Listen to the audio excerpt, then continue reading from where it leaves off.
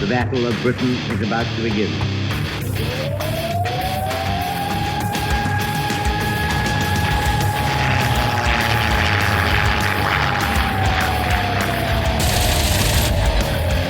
Deep right, we got tanks up there.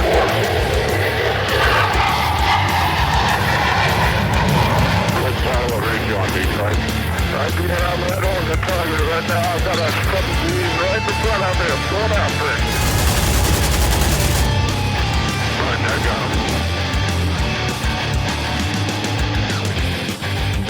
him. Welcome back to the Lead Pursuit Podcast. Tonight, we're all back on the podcast. Finally. Back in episode 76, we gave you our 2021 holiday buying guide.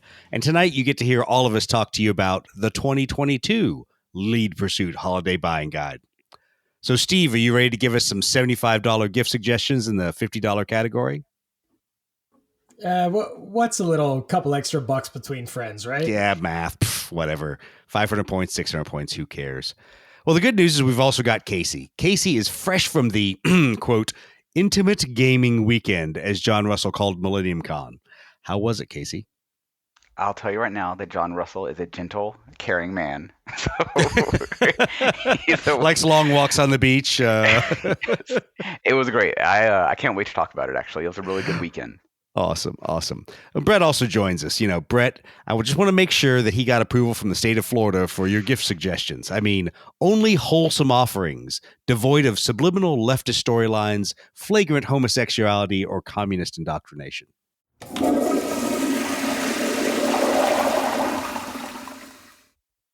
All right, guys. So before we get too far into the holiday buying guide, let's talk about the upcoming events. So everybody, except for Brett and Casey, will be in Pax River at the Patuxent River Air Museum on Saturday, 3 December.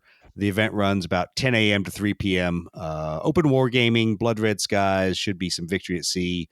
Mitch Reed should be there if he doesn't totally bitch out on us and go find something else to do. But it sounds like it's going to be a good time. Steve's going to come down. We'll drag Matt up with me.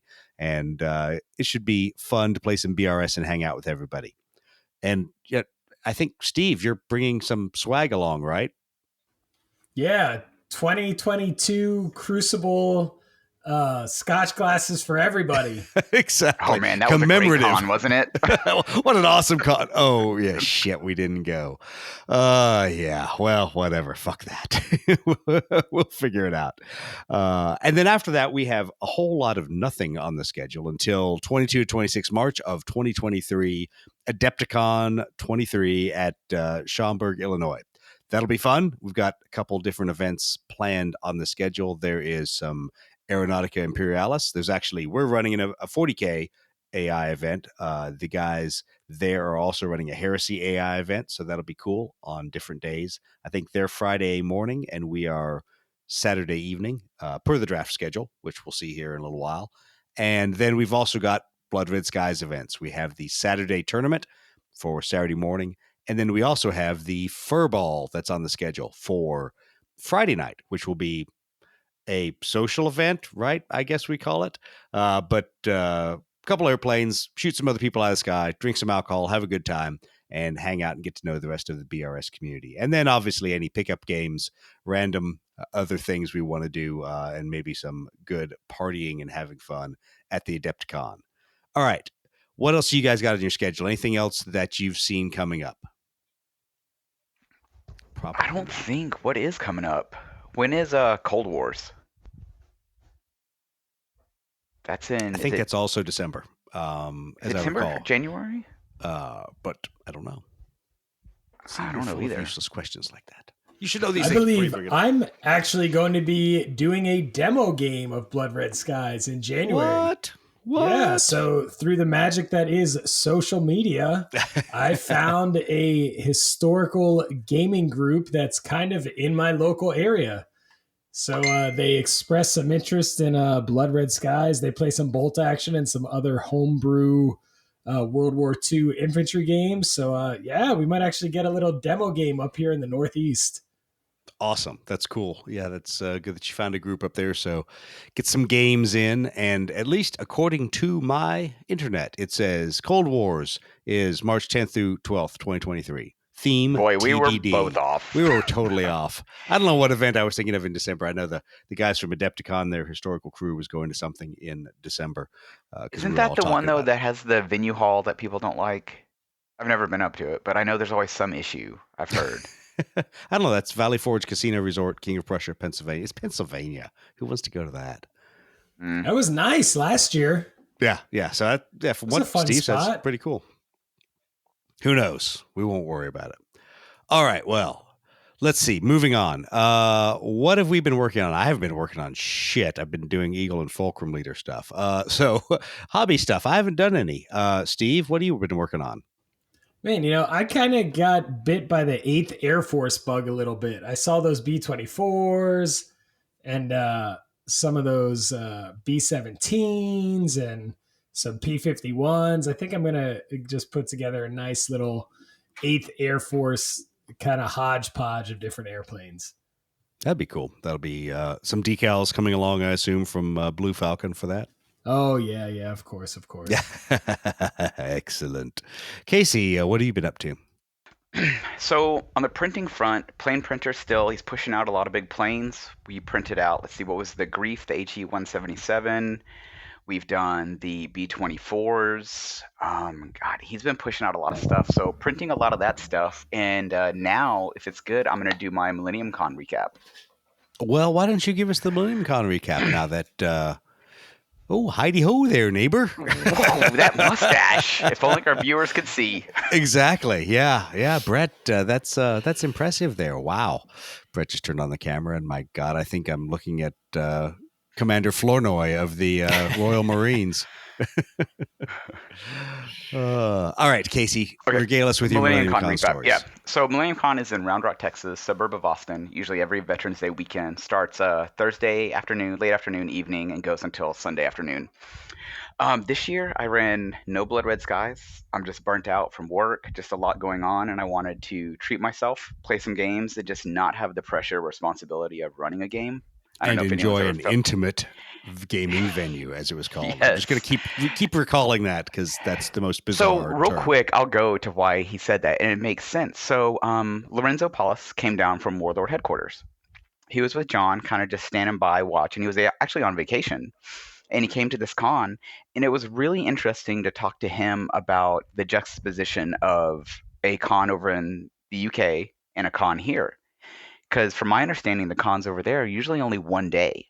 And so it's real quick to the vendor hall, a couple game, that's it. There's no multi-day games. So he was really impressed just with it's Texas anyway, but just like the friendship. Like everybody knew everybody, saying hi, everybody having fun. And it was, okay, so cool, see you in a couple hours. We'll get some beers. Cool, we'll see you in the morning then. And that was 3 days of that. So he was actually, I think, really impressed by that. That it was a multi-day con and just how everybody knew everyone. That isn't intimate. That's like friendly. That's social. That's not intimate. I haven't got to late night con yet, but anyway. Is this also a furry report? No, there was no furries. Anyway, it was, like I said, it always is a great con. I'd love for you guys to come down sometime. I'm trying to think, aerial games. Aerodrome was played. Wings of War was played. There's no Blood Red Skies. There was no Check Your Six. There was a couple just kind of really interesting smattering of games. Games I got to play the Blood and Steel rules from Firelot Games. And I got to do it. The authors put it on, Edgar and Damien. And I just want to give a shout out to them. Two of the coolest guys you've ever met. If you go to a con, sign up for their game. And if you're in the same town as them, they play Blood Red Skies as well. It's weird. If only we knew somebody that was in their same town. Sorry. But so Blood and Steel, Victorian Age combat. What was really cool is I don't really know a lot about it, but you got to think it's Civil War, Mexican-American War. You have a Zulu War. So played it, like I said, Edgar and Damien, just fantastic guys, ran a great game. They sold out of their rule books. Sherwood Games was carrying a bunch of them, sold them out super fast. And then, we were all hooked on the game, my whole group. So we've been buying up stuff for it. That night, I played with Rob Wobenhorst of Fights On, formerly of Fights On, Tom Castanos from Anything But a One, And then Damien and Edgar played. We played What a Tanker, the two fat lardies, kind of a beer and pretzels tank game. That was some of the most fun I've had in a long time. The beer was flowing, dice were being thrown, just a great time. And you couldn't really. It's what I want from a con. And even though it's just maybe 3 hours at night, like it makes the con. Just to have a fun game like that, 10 guys around a table, hollering, yelling, horrible tactics, and just having fun. 3 hours, lots of alcohol, and Casey kept his pants on. We're all surprised. 40-year-old Casey is much different than Marine Corps 20-year-old Casey. Hey, we do have to ask. I heard Airdrome. Huh. So have you now gotten your wings for Airdrome? Are we all officially one kill Airdrome guys or what? I didn't get to play. I had something come up with work that I had to attend to, so I didn't get to play. I had to duck out real quick and take care of some stuff. But everybody around there that played, though, it looked like they had a blast. It was always great to hang out with John, hung out with him for a long time. Jay also, just talk to people, spread the gospel of Blood Red Skies. We did sell quite a bit of stuff. The card packs were still pretty big. People asking, what's coming next, Italians. But overall, it was just a great weekend, and it was just much needed. And it was really nice to take a break from not having to do any demos or host a game and just kick back. Well, cool. I don't know if you're capable of relaxing, Doug, but it was nice. No, I'm not capable of relaxing, but no, that's cool. That's I'm glad that you had that nice intimate weekend to get some gaming in. Well, cool. All right. Well, let's move on to the main topic, the Lead Pursuit Holiday Buying Guide. So we're going to keep the same categories as last year, just to not confuse anybody. So whether you're worried about inflation or not, whether you want to blame the other party or not, it really doesn't matter. We've got the same categories. So we'll start with the stocking stuffer. And the stocking stuffer, that's pretty much $0 to $5. Or as, Casey tells his wife every Friday night, tiny gifts. It's after all, it's the thought that counts. Good. I'm glad Casey laughed. He's not going to stab me in the face next time he sees me. All right. So didn't get necessarily submissions from everybody because not everybody typed into the show notes, but hopefully they thought it all out. We're going to start with our late show and we're going to ask Brett. Brett, what was your stocking stuffer answer? Man, I think mustache oil. Yeah, some mustache wax. You like that? As I see myself in my own camera, I think who's that? The guy that played the World War I pilot veteran. Flash art. Yeah. You look like the hunter from Jumanji. There's a lot of places I could go with it. Yeah, I like it. I like all those. Yeah. The guy who had one of those hats instead of a sombrero at Adepticon in the jungle. The pilot that went down in the sand on what was that? The Mummy movie. Oh, yeah. That guy. Anyway, we could go lots of places. But anyway, it's its own character. I have fans. That's impressive. I got to say. Is it an OnlyFans club? Wait, no. I can't wait for your mustache to get its own Twitter account. It's going to be exciting. It'll be authorized. It'll have a blue check for $8 a month. I've heard all the jokes, so there's nothing. You cannot offend me. It's all good.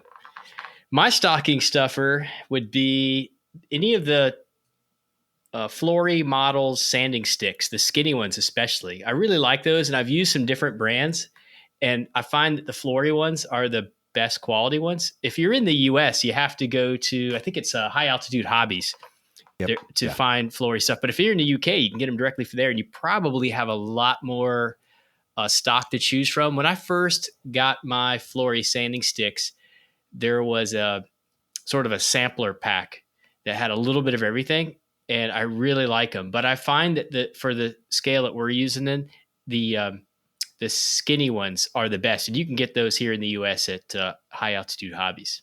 Yeah, they are great, except on Warlord resin.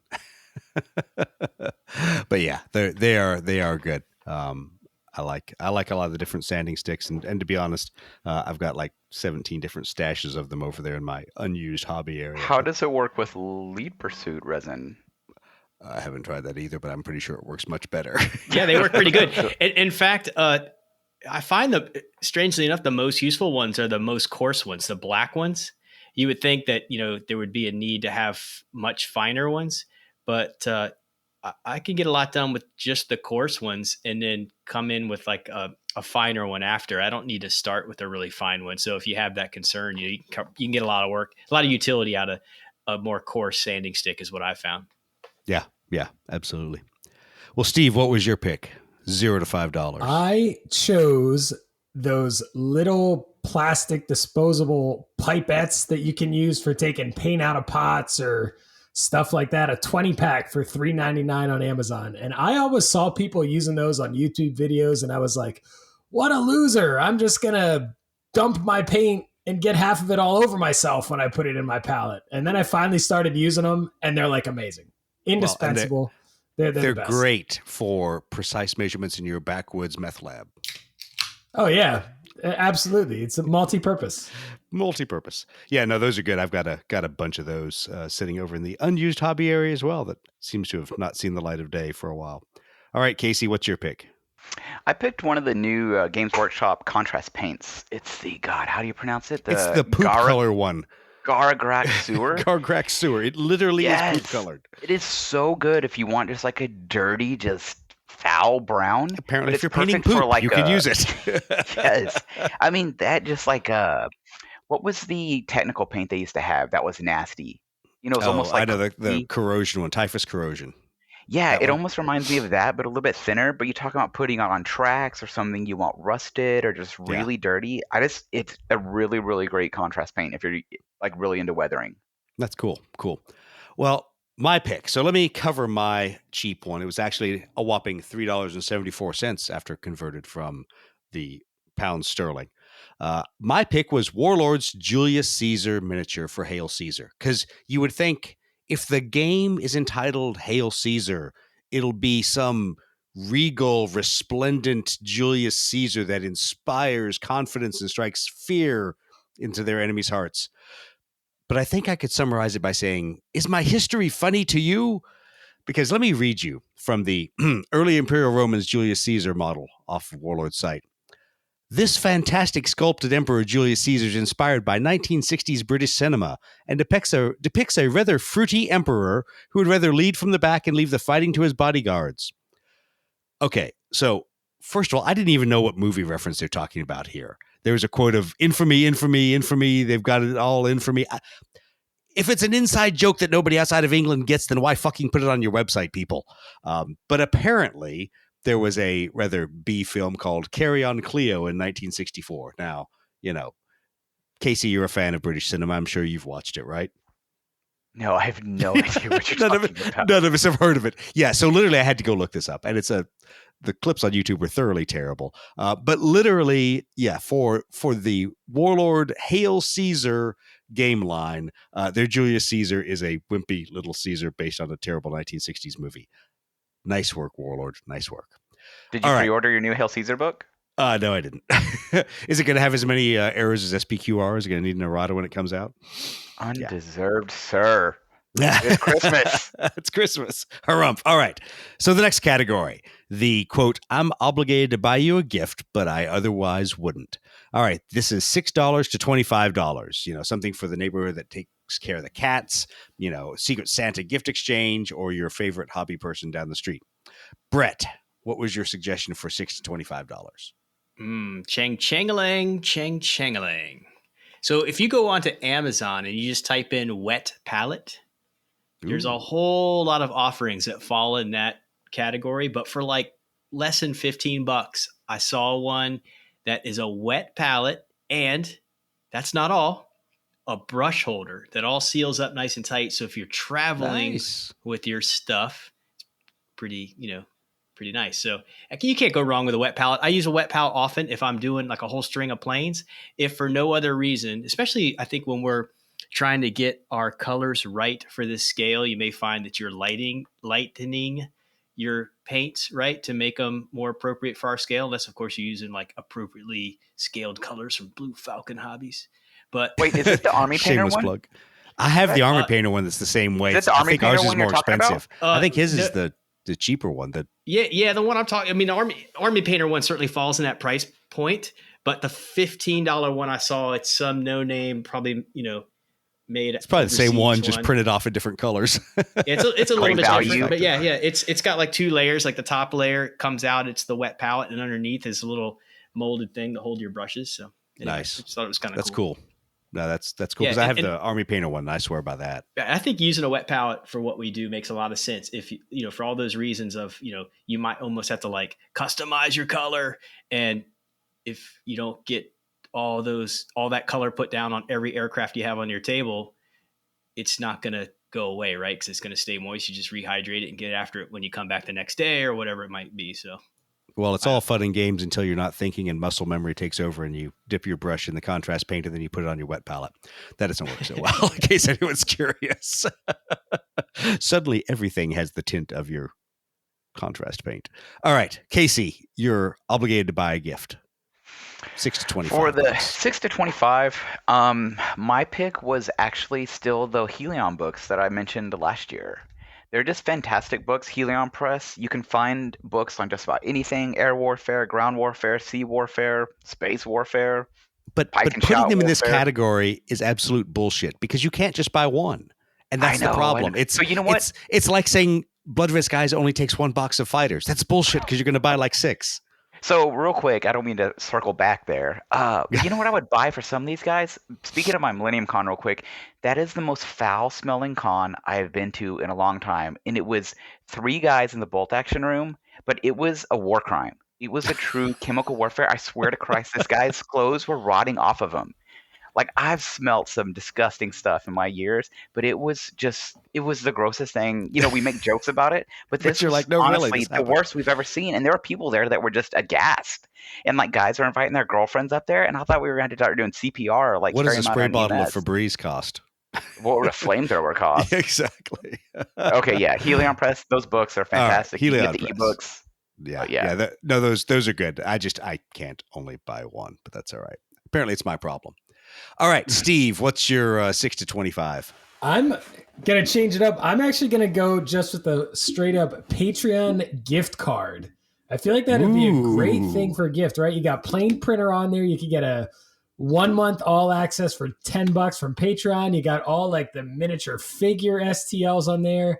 You got somebody like Cold War ACM on there. You could support him for a month. I feel like a $25 Patreon gift card, you could do some serious hobby purchasing for 1 month. Nice. Yeah, that would be good. There's a lot of cool stuff out there. And I haven't even scratched the surface of looking at a lot of the stuff on Patreon. And there's in some of the 3D printing groups that I've been hanging out with, trying to get our wings not to be so bendy. They talk about a lot of the guys that they support, a lot of the guys and gals that are doing really cool work on Patreon. And I still haven't gone over to look at them because I know I'll just end up pitching in and spending more money on things that I'll send to Casey to print. But oh man, my Patreon bill. One cool thing, like you said though, about Plane Printer and then his AFV one, Panzer Printer, is you have access to his whole back catalog as well. So if you just back it in December, January, you can go all the way back for the last 2 years, which is actually really nice. Yeah, that's super cool. Well, so what was my choice? Well, keeping with the Ancients theme here and Hail Caesar, I think you should buy that special person in your life a box of Germanic Fanatics. And why is that? Because yes, they're naked Germans for Hail Caesar. In fact, $22.95, you get more peckers in a barnyard full of chickens. Now, the more disturbing thing is not that somebody finely sculpted miniatures of anatomically correct naked Germanic tribesmen, but going on the website to Warlord and looking at it and seeing the nicely done paint job, I think someone actually took the time to dry brush their pubes on. That's a little disturbing. That's a level of detail I'm not sure we need to go to. But anyway, man, I like their enthusiasm. Yeah, exactly. So once again, thankfully, Warlord at least lists who did their paint jobs, and this was Luifi Garcia. So, Luifi, congratulations! You are my hero for dry brushing pubic hair. So it's two-tone, but the rest of us we didn't need that. All right, let's move on. The side chick is our next category, $25 to $50. Something nice, but shouldn't break the bank. Keep them happy, but there's other people you want to spend your money on. Brett, what'd you pick? All right, sticking with the hobby theme, digging the P47 custom cutting mat from Tankcraft. Yeah, those are nice. TANKRAFT.com. And they have others too. They have if you want your Sherman, they've got that, right? So I guess they are all about scale modeling stuff, but they've got a pretty slick looking P47. Everybody loves Great Dive, right? Get your cutting mat, 18 by 24. I think it's like $40, right? It's a great mat. Nice. Well, cool. Steve, what would you suggest? I'm going with the new and immensely popular Blue Falcon Hobbies Blood Red Skies tournament tray, man. I mean, who doesn't love that thing? Everybody loves that. That might be Blue Falcon Hobbies' best product. It is, and I got to tell you, at the Steve Toth Memorial, tournament there down in Vicksburg, getting to use one of those trays, it's amazing. It's wonderful. It's the best ever. Did it actually play well? I haven't used it yet. I haven't. It's good. And we were on 4x6 style tables, so you could put it off to the side. You're not taking up too much room, and all your cards are there, so you're not taking up board room with your cards. I liked it. Aren't those coming with neoprene ship targets while supplies last? Yeah, neoprene ship targets and free 2022 Crucible Scotch glasses. Exactly. Wait, is my tournament board still in the mail? Ooh, ow, that hurts. Wow. No, we don't pay you for your resident tournament boards. No, I'm bringing it to PAX for you. So exactly. Bring it PAX over. See you there, sucker. All right. Well, Casey, since you're such a fucking smart ass, what was your choice? Okay, back on that GW bandwagon. So there's sprue cutters. Now let me fix this first. So retail is $50. Fix yourself. Yeah, not 50. Buy it from a third-party retailer. I think it's like 35. But there's sprue cutters. I've broken so many sprue cutters the last 10 years of gaming, but I bought the GW ones. Yeah, they're expensive, but they have lasted the whole time. And even my kid takes them. She'll put on some safety glasses and cut up resin with them and treat them harshly. Those things last. I get it. Oh, GW, they're paying a lot of money for this, or you got to pay this, but they work and they're built well. So that's what I like. And especially clipping, I know y'all are a fan of Napoleonics, but these little tiny Napoleonics, if you got to clip them, oh my God, perfect. Chef's kiss. So you're such a fanboy. I don't know why you don't go on Amazon and for $24.70 buy a set of Tamiya freaking cutters that are like, because they're not as good. Oh, because they're not as good. They're so much better. You just don't let your child play with them and bend the points of them. They're a fine tool. They're not meant for child's play. Next episode, Casey has CPS called on him. Yeah, exactly. Oh, GW sprue cutters, freaking sellouts. Okay. So what was my pick? Well, my pick for 25 to 50, I actually thought that my pick was going to fall below the threshold, but I was surprised. In fact, Warlord Games Bolt Action Combined Arms is selling for $36 right now at the bargain basement price. I thought it was going to be like $24. I thought it wasn't even going to fit in there. But you know what? It's still on there. So it would be my $36. Give it away while it's hot, or not hot, but still for sale. Give it away, and then you don't have to see Combined Arms ever again. Is it dead yet? Is anyone playing Combined Arms? If you play Combined Arms, please call into our podcast and share your Combined Arms story, because we think you're lying. We don't think anyone plays it anymore. All right. Moving on. The You've Been Good, $50 to $250. All right, Brett. For that much money, what the hell are you buying? All right. So this wasn't intentional, but I'm realizing now that every single one of my picks are hobby related, right? Like painting or something. And I think a lot of people get kind of emotional about their airbrushes, right? Everybody has a favorite, but I'm thinking if you don't already have, if the person you're gifting for does not have an airbrush, you probably can't go wrong with a Badger 105. It's going to be less than $100. And correct me if I'm wrong. I think I've heard people say you could put a peanut butter and jelly sandwich in that thing and spray it. So yeah, probably a good choice. That's cool. I'm writing this down because I hate airbrushes. I have the worst luck. All right, Casey. So what was your pick? So mine was the new GMT Games, the board game, Skies Over Britain. Just came out, I think, last week. Really cool top-down squadrons, whole Battle of Britain, and it kind of goes, they had a German series, I can't even think of the names right now off the top of my head, Skies Over the Reich, I think. It's just a fun game. You can play it multiplayer, but it's really, really great for a solitaire too. So, if just, hey, can't get a game, just going to throw it on the table, play with it. GMT game, so it's really good manual, super high quality components, and for any type of aerial war game lover, you can't go wrong with that. Nice. Yeah, I actually have not looked at that one. I saw that it was coming out, but I haven't. I have not even delved into it because I have so many board games taking up so much space. But that's all right. That's my personal problem. No one else's. Steve, what's your choice? I'm going with the Black Powder Red Earth Deluxe Starter Kit. Now, it's a little over 250. I'm gonna have to, say bite inflation. I'm gonna go out of the, out of the lines a little bit. But for $300, you get like some kick-ass miniatures, the whole game, the rule book. You get like some, and their artwork from their graphic novels is really cool. You get like some full-size posters from their graphic novels. I mean, yeah, very cool game. It is pricey. It is a little expensive, but if it's on your wish list, I think Christmas time is a great time to splurge a little bit. Yeah, that's pretty cool because then you can simulate Ron DeSantis in SEAL Team 6. Oh, wait, no. It doesn't have a lawyer module to it. Sorry. All right. Hey, wait. Steve, we can't get that for each other because we still got to do oak and iron. I'm just looking back at my boxes. Yeah, you guys are I how got many? my oak and iron here. I got my bolt action.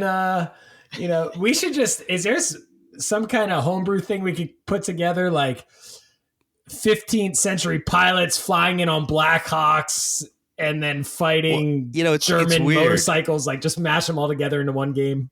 If only somebody hadn't moved from a ludicrously large house with a game room to a reasonably sized house without a game room, then we could keep having BrettCon. But that guy gets an F.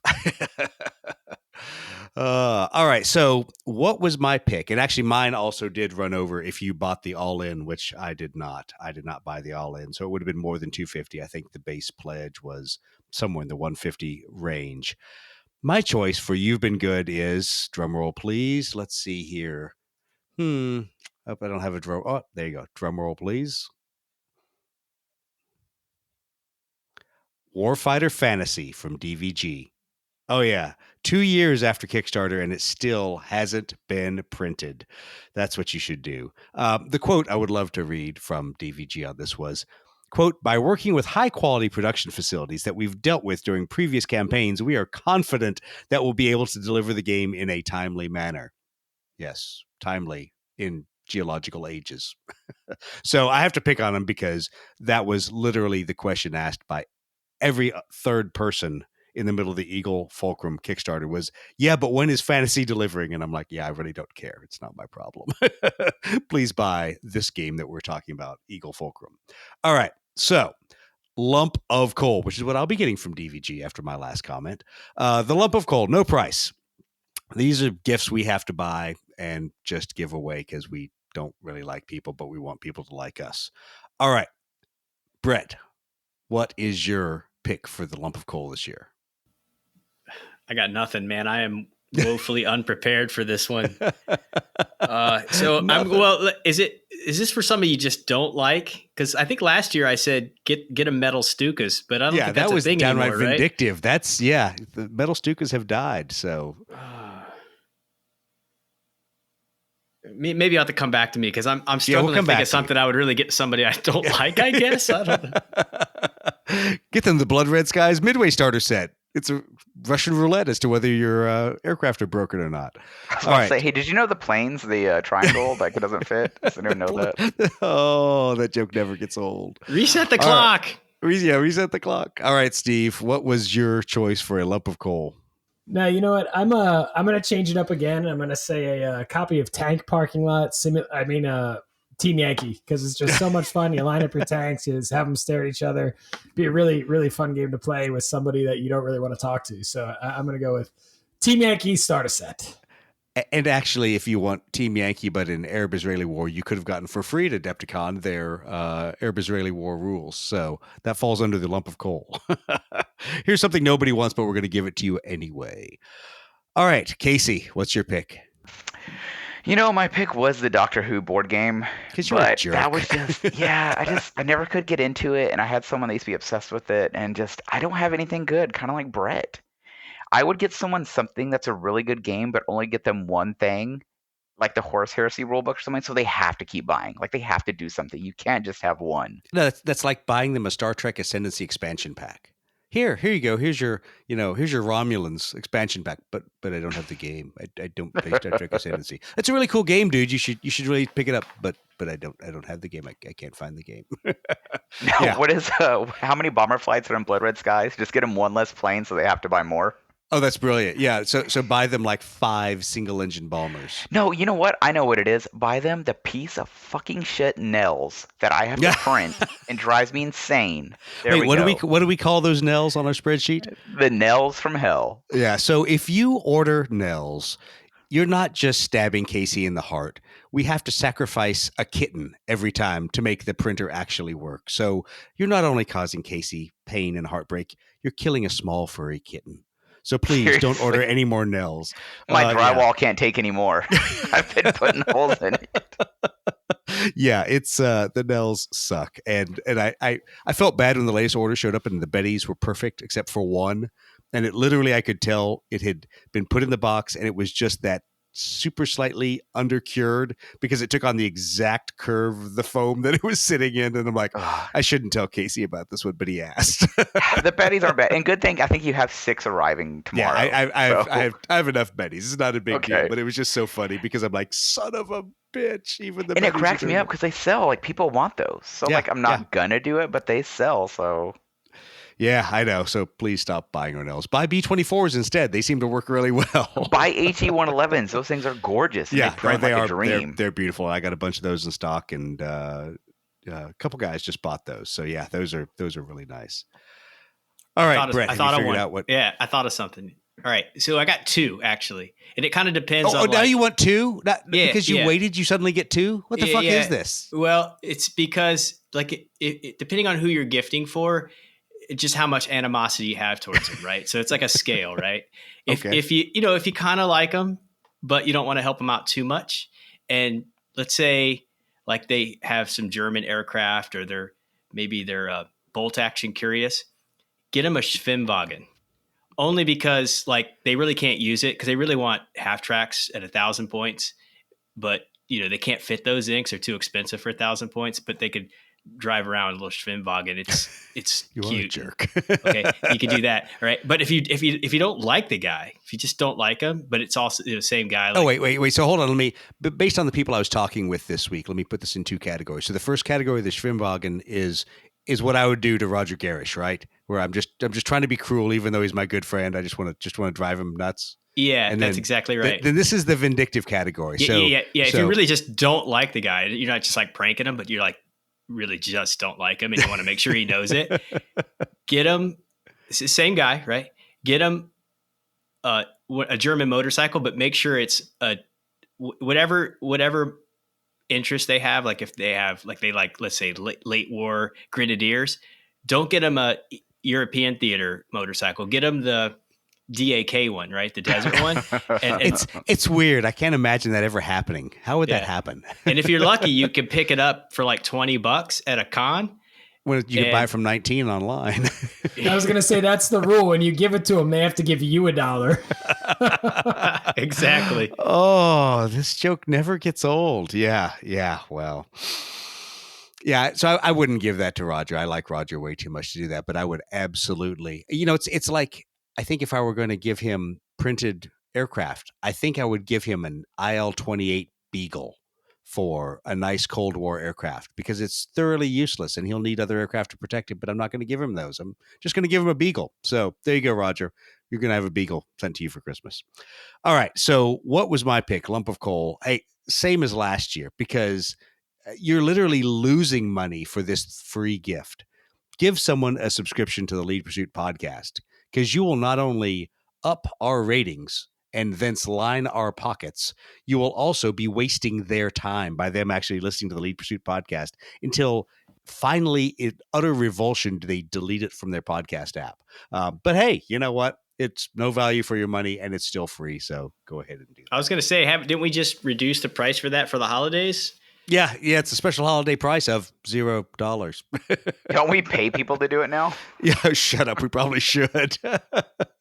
All right. So miscellaneous gifts. I know we kind of tried to bin stuff in categories, but there's stuff that people always want to throw in the list. Steve, what were some of the other cool things you thought of that this holiday I had season? a couple of things.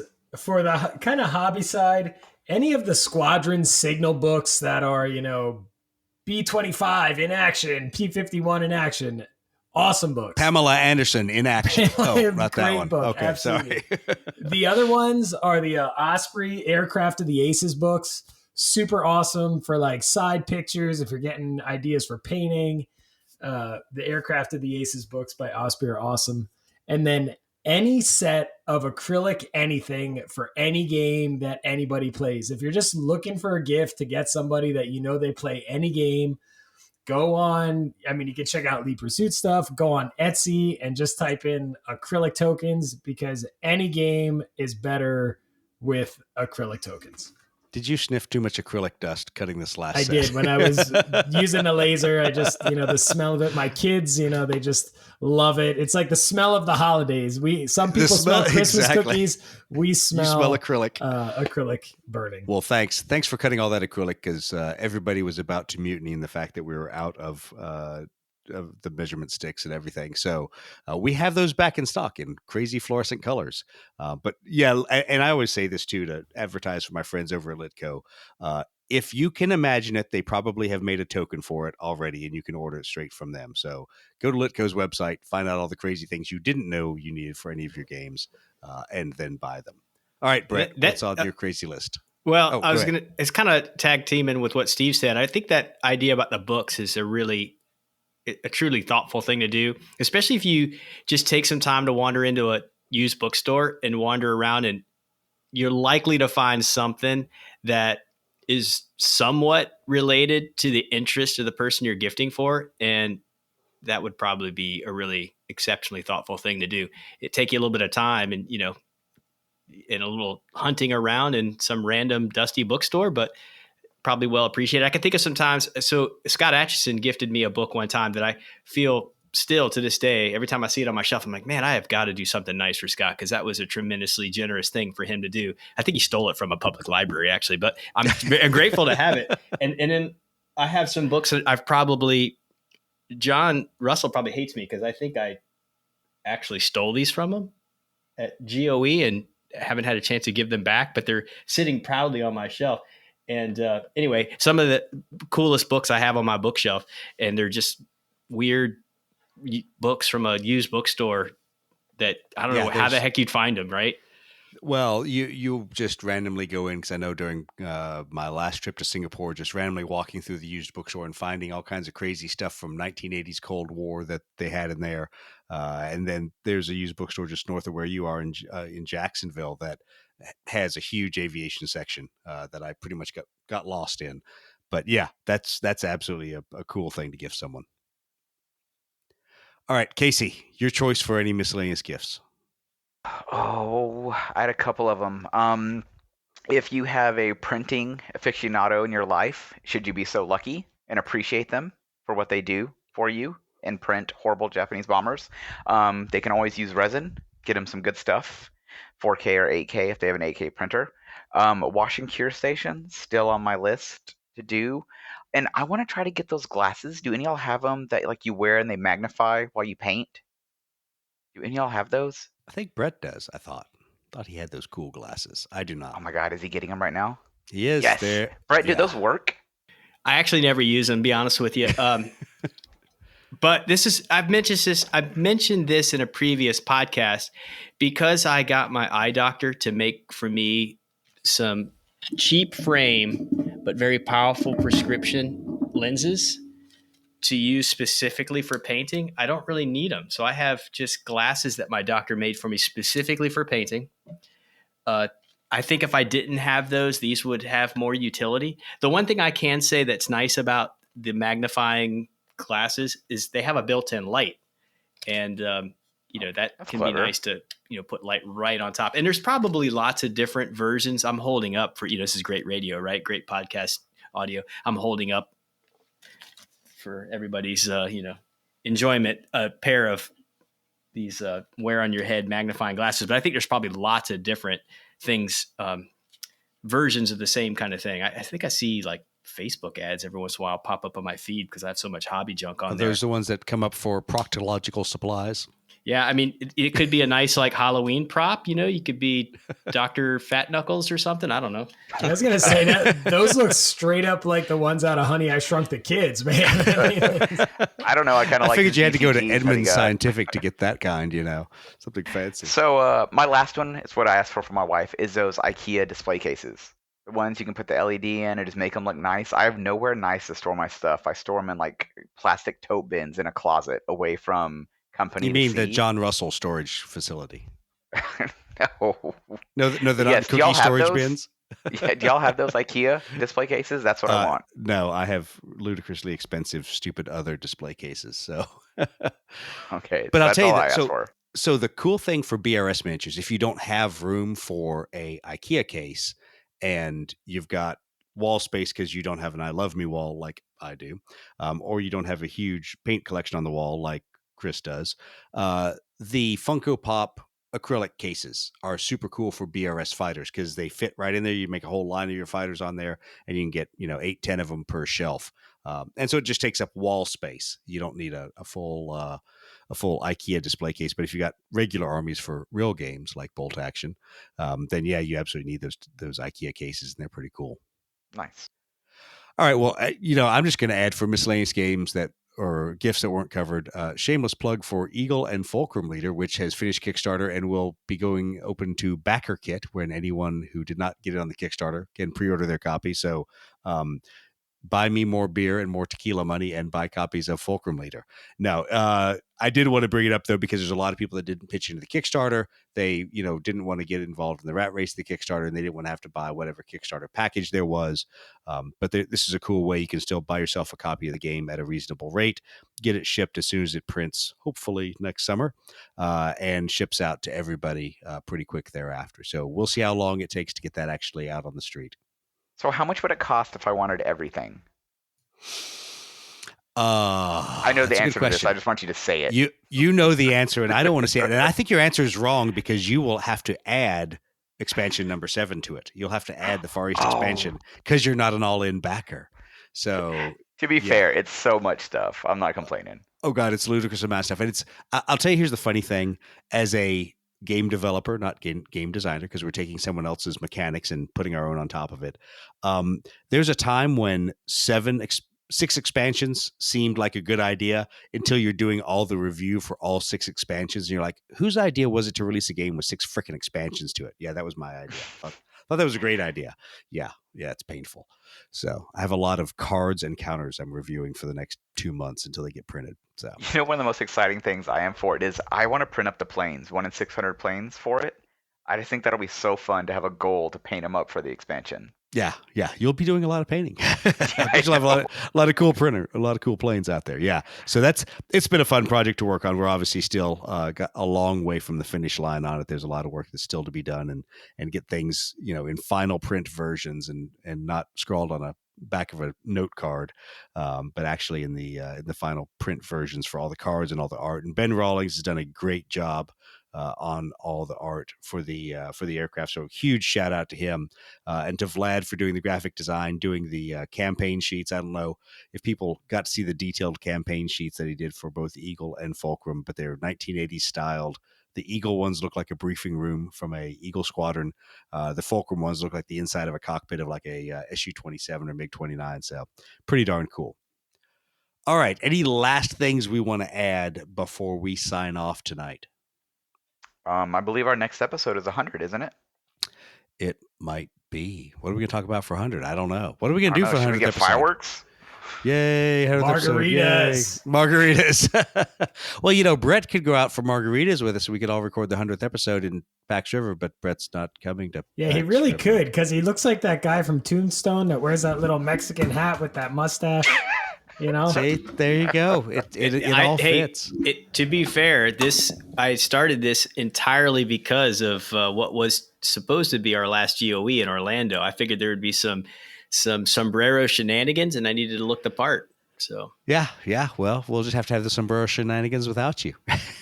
So now he has to keep it until we have sombrero shenanigans. Oh, there you go. Done. I think that's good. Yes. He may have to buy the store out of beard wax and mustache wax to wax the ends of it. Nice. So all right. with that thing, when we do our nice dinner, he's going to have to wear one of those like bowler hats by that point. That mustache is going to be way out there. It's going to be really nice. Oh, that is. All right. Anything else, guys? Steve, do you want to leave us with our closing words? Have a Merry Christmas and always stay advantaged.